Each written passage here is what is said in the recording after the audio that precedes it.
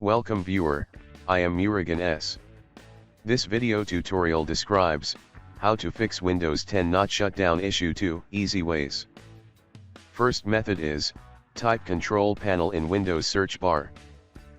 Click Control Panel. Click Power option. Click Choose what the power buttons do.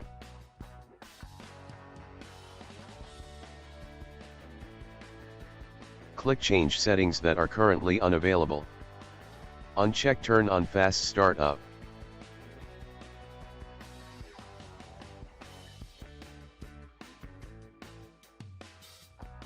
Click Save Changes.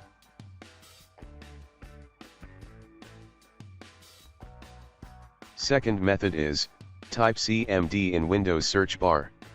Right-click Run as administrator.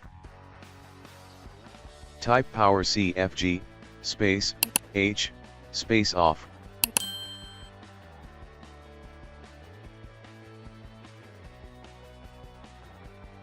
I hope this video tutorial helps to you. Please like, share and don't forget to subscribe my channel. Thank you very much. See you next video.